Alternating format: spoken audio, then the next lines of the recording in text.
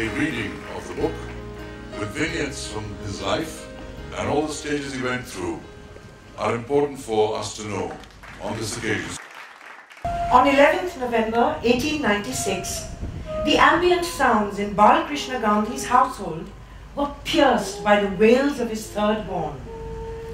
As the white dhoti-clad vegetable vendor looked down on the infant, he thought of the burden of one more mouth to feed.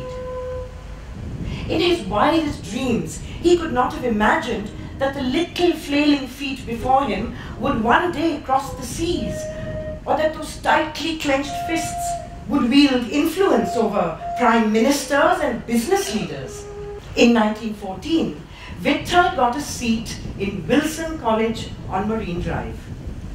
He graduated in 1919 with a Bachelor of Arts degree in economics, a tremendous achievement for both family and community. In April 1920, Vitthal bid adieu to the cluttered confines of his Gurgaon dwelling. Standing tall, all of 5'4" in his freshly tailored three-piece tweed suit with a waistcoat, he walked up the boarding ramp of the Adriatic.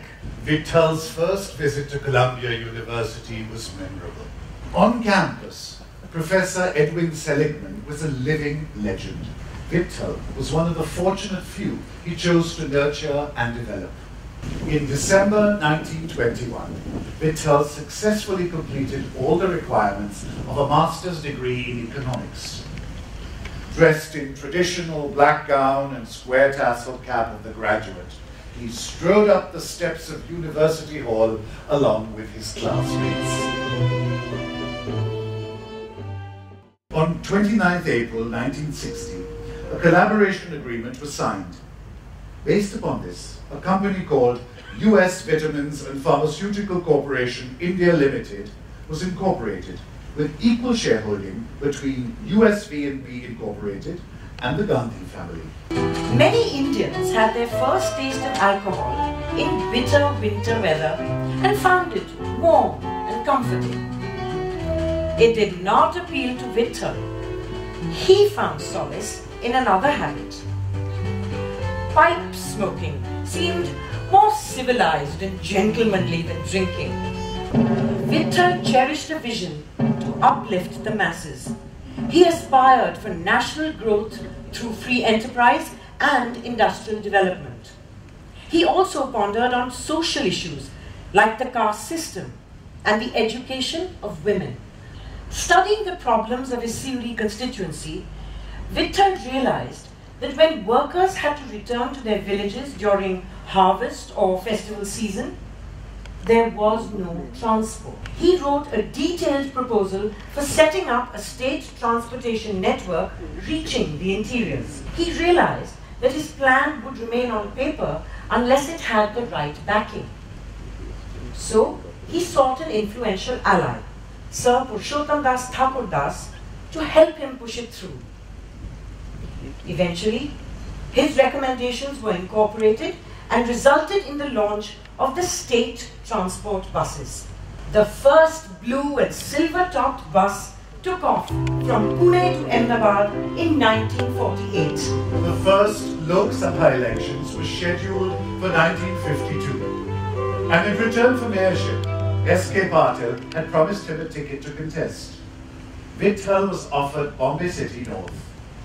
Going against all predictions, Gandhi was elected, mainly due to respect and hard work. This victory had such an impact that when the New York Times was reporting on the first Indian Lok Sabha elections, only two names were mentioned: Jawaharlal Nehru and a Columbia University graduate elected from Bombay City North called Dr. Vitthal Gandhi. To another friend, he confided that as a happy bachelor, he had refused several marriage proposals. With a flash of his old wit, he said he thought women were capable of doing anything that men could do, except smoke a pipe. Arvind and Leela, their two children, grew up under the nurturing care of two working parents. Food played an important part in the Gandhi home. A treat marked every special occasion. Even small accomplishments, like a well-marked school essay, became an excuse to go out and celebrate.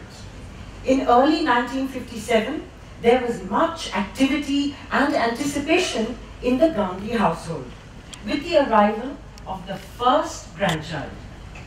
Baby Leena did well, but Vittal's health wasn't perfect. High blood pressure had been upsetting his routine over the last decade, and there were sporadic attacks of angina. Some attacks were so severe that he would summon the entire family to his bedside, and each time he would give the assembled family his final blessings, gasping, "Live happily." Yet, every time, he would recover and live to fight another day. Vittal passed away on 3rd November 1969 at the age of 73. Several ceremonies and prayer meetings were held in his honor and attended by large numbers of his followers, colleagues, and friends. Obituaries appeared in many papers, both national and regional. In New Delhi, Prime Minister Indira Gandhi led the Congress Committee meeting in observing 2 minutes of silence. Continuing to the final paragraph of the book, the man from Ratnagiri leaves us with a rich legacy, and memories of him span wide, beyond his pipe and khadi topi. He is best remembered by his own aspirations and a lifetime that he lived and gave to in his fullest.